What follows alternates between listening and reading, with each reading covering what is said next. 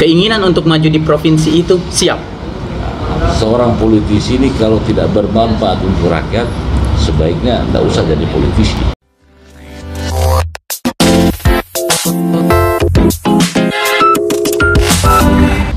Assalamualaikum warahmatullahi wabarakatuh. Kembali lagi bersama saya Surahmanto Sukirman.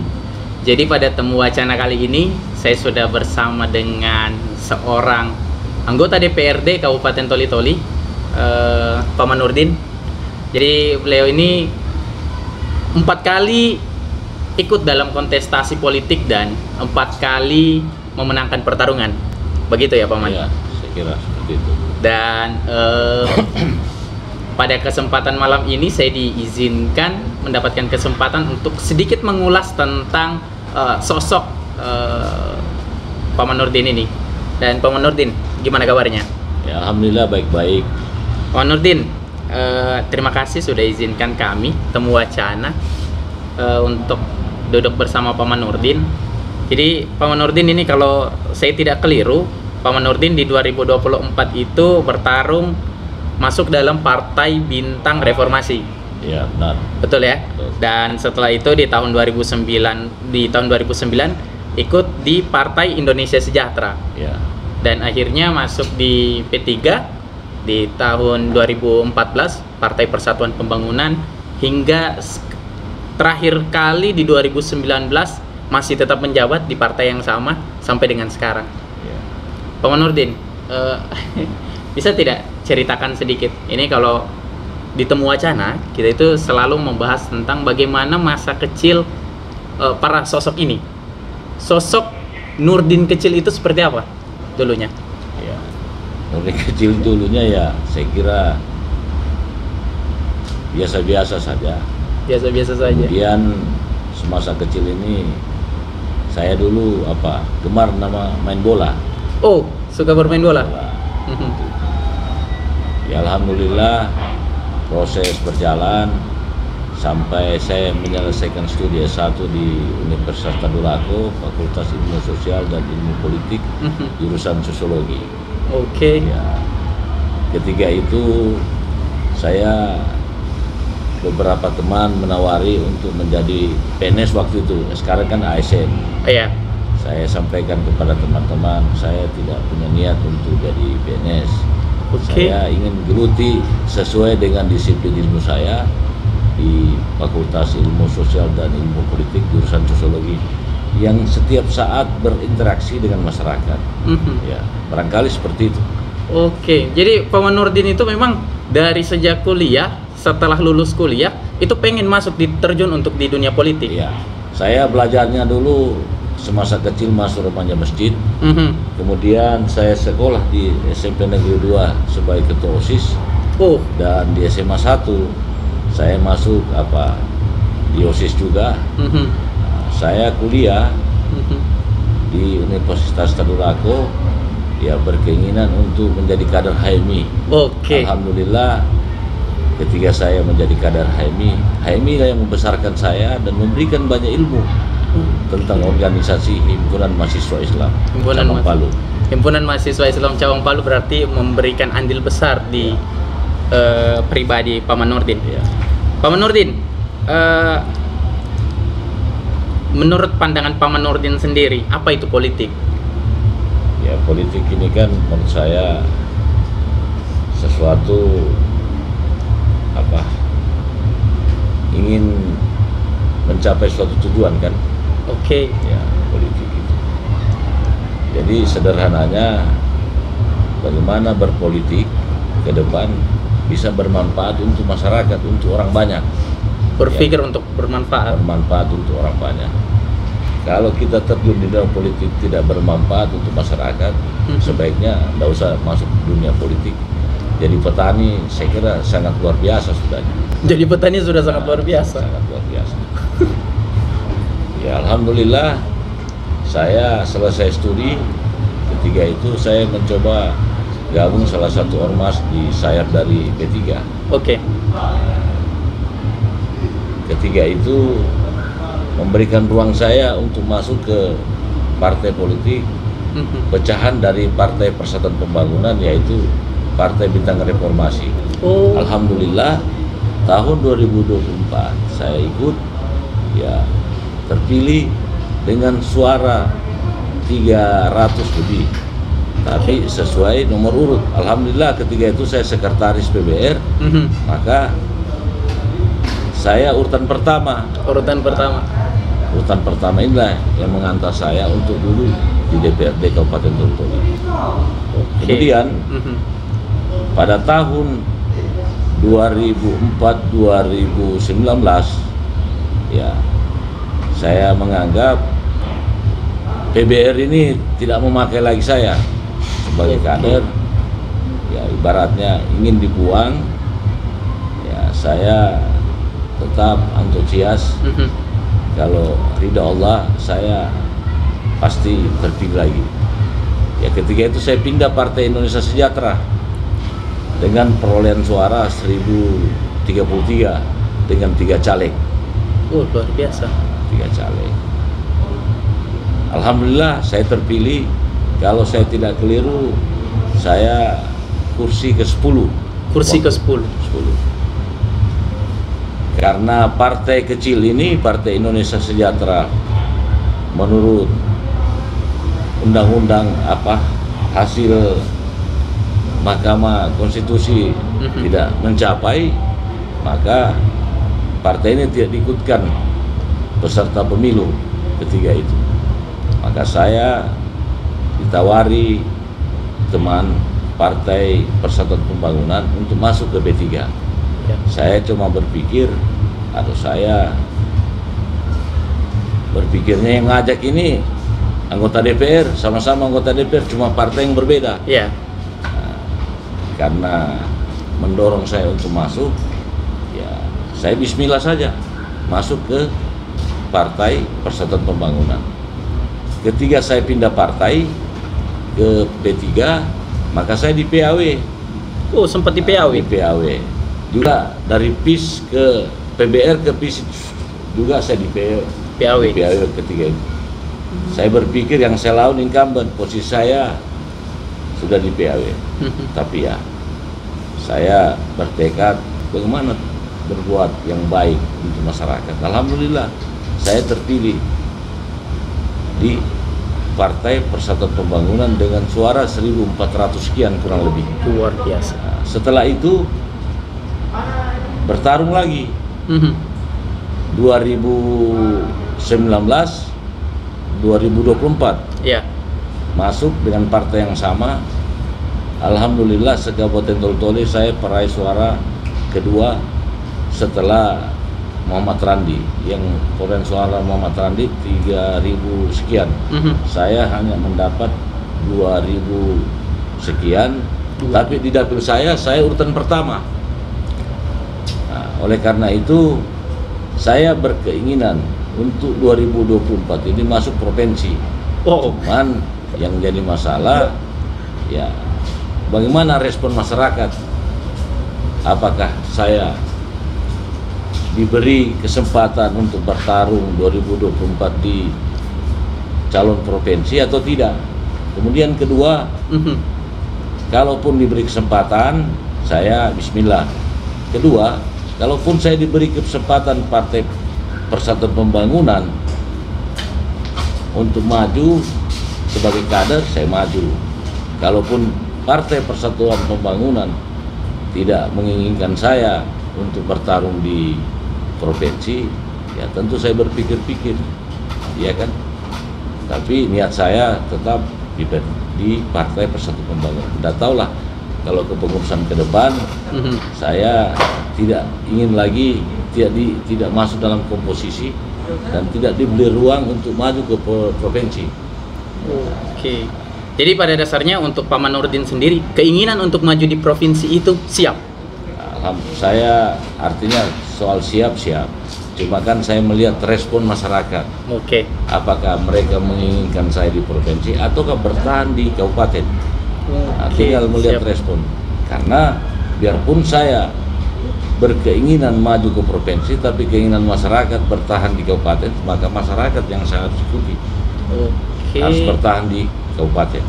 Jadi ini kita tinggal melihat bagaimana isu ke depan ini, bola ini, melihat respon dari masyarakat. Respon masyarakat. Biasa.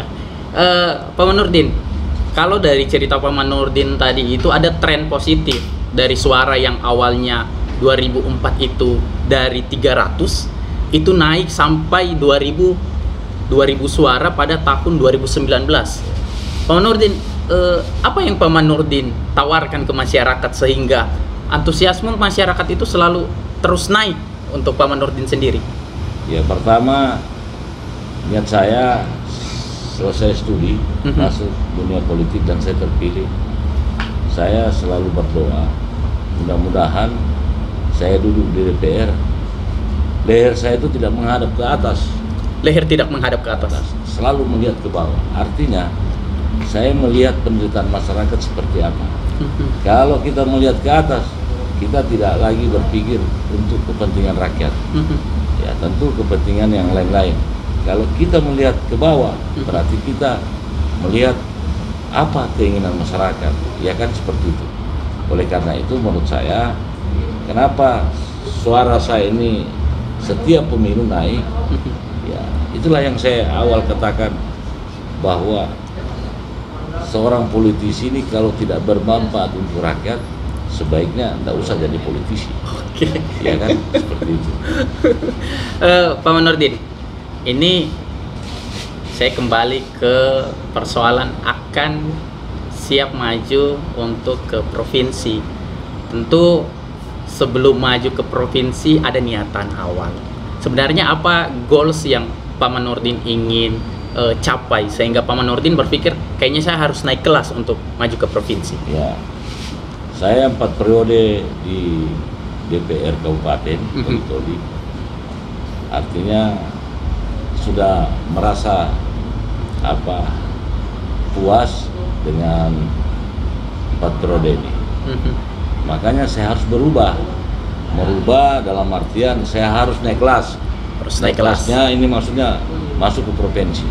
Yes. Karena kenapa? Ya, akses teman-teman masyarakat di provinsi, yang teman-teman yang sekarang duduk ini, saya kira sudah cukup maksimal. Tapi saya juga ingin berbuat. Bagaimana kalau saya nanti terpilih ke provinsi, ya tentu saya lebih giat lagi melakukan pendekatan, menggali aspirasi masyarakat, sehingga pokok-pokok pikiran nanti provinsi akan tersalurkan dengan baik dan tepat kepada masyarakat. Pak Manurdin, sebelum Pak Manurdin berpikir untuk maju ke provinsi, tentu Pak Manurdin sudah memikirkan ada ruang kosong. Ketika Pak Manurdin naik kelas, ada ruang kosong yang Pak Manurdin itu sudah tempati itu masuk sampai dengan 4 periode. Nah, ruang kosong ini di kabupaten, apakah Pak Manurdin sudah menyiapkan kader atau apa sebelum meninggalkan ruang kosong itu? Ya, saya kira persoalan kader saya kira sudah siap. Tinggal bagaimana respon masyarakat. Yes. Apakah yang saya tawarkan ibaratnya pengganti saya direspon atau tidak? Kalaupun tidak, ya saya kan harus mencari kader-kader yang potensi, yang bisa mendapatkan 1 kursi di dapil saya. Paling tidak seperti itu, ya kan? Tidak harus A atau B. Tentu keinginan saya, ya tentu keinginan masyarakat. Paling tidak apa yang saya lakukan, pengganti saya juga bisa melakukan hal yang sama.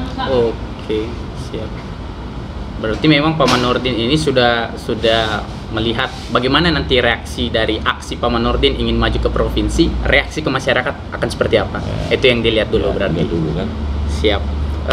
Pak Manurdin, saya ingin kembali ke Kabupaten Toli-Toli. Pak Manurdin 4 periode sempat menjabat sampai dengan hari ini sebagai anggota DPRD dengan kos APBD sekitar 1,3 T. Pak Manurdin, selama Paman Nurdin menjabat, cukupkah 1,3 T itu untuk dialokasikan mengelola Kabupaten Toli-Toli? Oh, artinya kalau pikiran saya 1,3 T tidak cukup. Tidak cukup? Ya, karena untuk anggaran APBD saja gaji ASN ini 60%. Oh, gaji ASN 60%? Kurang lebih 60%. Okay. 40% ini yang dilarikan ke ya seperti fisik, yes, dan lain-lain kan. Artinya tidak berimbang dengan itu. Makanya ketiga APBD ini 1,3 triliun itu pasti ada desa yang tidak tersentuh. Okay. Karena menurut saya masih minim dana ini, sehingga alokasi dana ini ya tentu yang mana yang skala prioritas itu yang diperuntukkan dulu. Ya, tentu yang mendorong misalkan infrastruktur ini ya untung ada dana ADD, DD, nah, kemudian ditambah dengan APBD plus pokok-pokok pikiran anggota DPR hasil reses.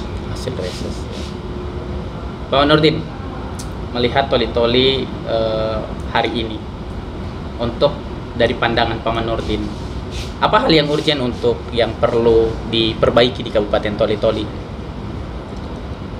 Ya, saya kira yang perlu diperbaiki di Toli-Toli yaitu pertama bagaimana peningkatan kesejahteraan masyarakat.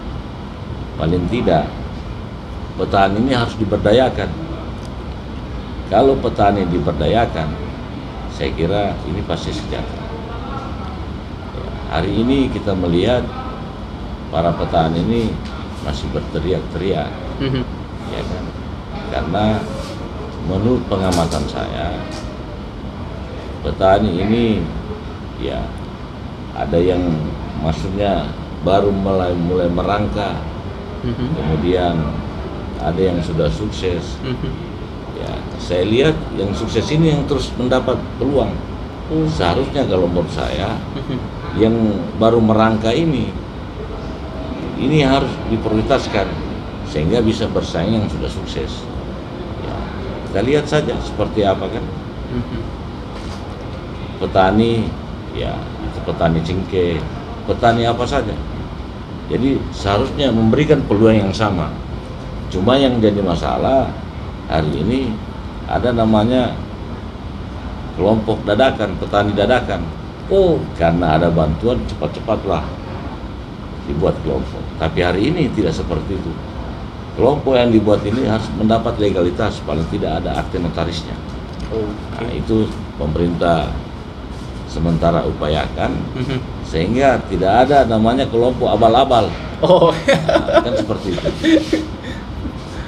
Oke, ini saya dengar katanya Paman Nurdin ini dijuluki sebagai ketua kelas di DPRD Kabupaten Toli-Toli. Itu bagaimana ceritanya Paman Nurdin? Ya, karena 4 periode. Ya, artinya anggota DPR terlama.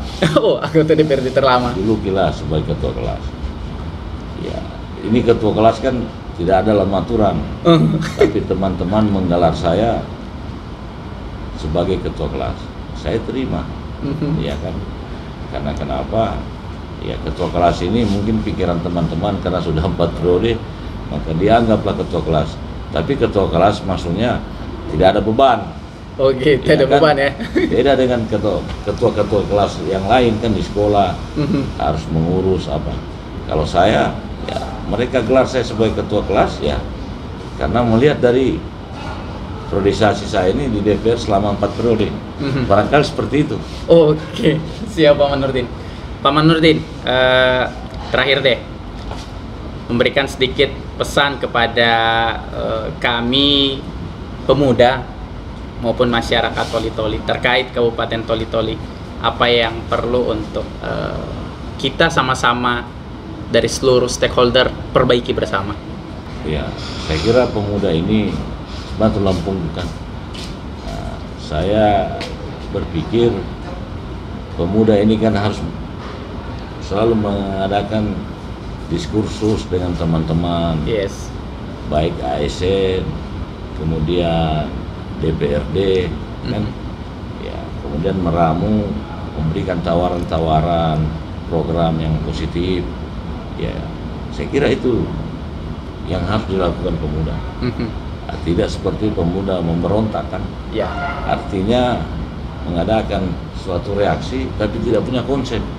Jadi pemuda itu harus punya konsep untuk diberikan masukan kepada pemerintah daerah, kemudian masukan kepada teman-teman di DPR. Nah, itu nanti kita ramu, masukan ke pemerintah daerah DPR, ini nanti titik temunya ada. Apa sebenarnya program pemuda dalam rangka ingin membangun daerah? Saya kira harus direspon baik. Kalau ada pemuda yang punya pokok-pokok pikiran, yang punya pokok-pokok pikiran, maksud saya, yang ingin didiskusikan, bisa menjadi satu rujukan untuk bagaimana pemuda ini paling tidak diberi ruang, bisa disisip anggaran di APBD, ya kan, tentu ada maksudnya lembaga yang dikelola, kan, nah, seperti itu, terlepas dari KNPI. Siap kalau begitu. Pak Manurdin, terima kasih banyak sudah mengizinkan Temu Wacana untuk berdiskusi dengan Pak Manurdin. Sehat-sehat selalu dan semoga niatan baik untuk menuju ke provinsi di 2024. Ya, amin. Itu bisa terrealisasi dengan baik. Olehnya tetap stay tune di Temu Wacana, karena setiap temu yang kami wacanakan selalu ada inspirasi yang kalian tatap. Wassalamualaikum warahmatullahi wabarakatuh. Waalaikumsalam warahmatullahi wabarakatuh.